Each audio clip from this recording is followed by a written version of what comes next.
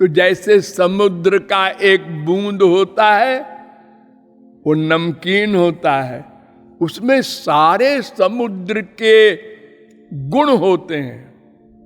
अमृत का एक बूंद अमृत के सारे गुणों से युक्त होता है। तो हम भी हैं तो भगवान के अंश, लेकिन भगवान के गुणों से युक्त नहीं है, क्योंकि पराशक्ति युक्त ब्रह्म के अंश नहीं है। हम स्वांश नहीं है, हम विभिन्न अंश हैं, ये अंतर है। तो स्वांश जो होते हैं वे ब्रह्मा विष्णु शंकर समस्त अवतार आदि होते हैं, ये सब भी भगवान के अधीन है। और जीव शक्ति विशिष्ट ब्रह्म के दो प्रकार के अंश, मायातीत जीव और मायाधीन जीव, ये भी भगवान के अधीन है। और माया तो जड़ है बिचारी, वो तो अधीन है ही है। इस प्रकार समस्त शक्तियां, समस्त अंश भगवान के अधीन है। वो सबका गवर्नर है, संचालक है, नियामक है, शक्तिदाता है। वो अपने लिए नहीं है, वो तो परिपूर्ण है। संसार में कोई राजा होता है तो जो प्रजा होती है वो राजा को सुख देने के लिए होती है। राजा अधूरा है, प्रजा के द्वारा कुछ सुख मिल जाता है। ऐसा भगवान के यहाँ नहीं है, वो सुख देते हैं।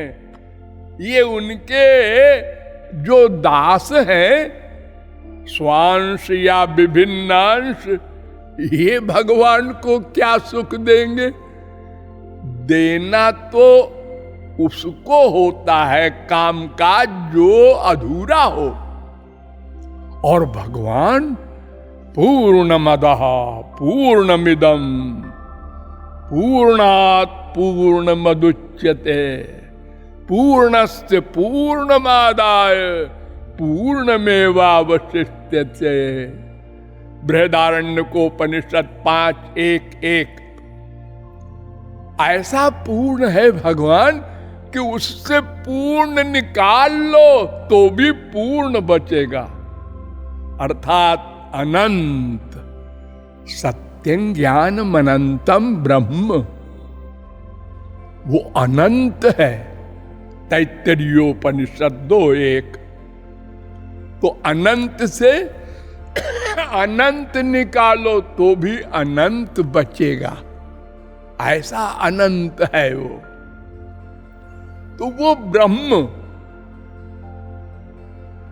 स्वयं तो अनंत है ही, अनंत शक्तियों से युक्त, और एक एक शक्ति अनंत अनंत पावर से युक्त। जैसे बल, कितना बल है भगवान के शरीर में, अनंत। सुंदरता कितनी है, अनंत। कोई चीज लिमिटेड नहीं है भगवान की। उनके ब्रह्मांड भी अनंत हैं, सब चीजें अनंत हैं। उनके दिव्य लोक भी अनंत हैं। ते ब्रह्म लोकेषु परांत काले, मुंडकोपनिषद 3:2-6। अनंत उनके दिव्य परव्योम लोक हैं।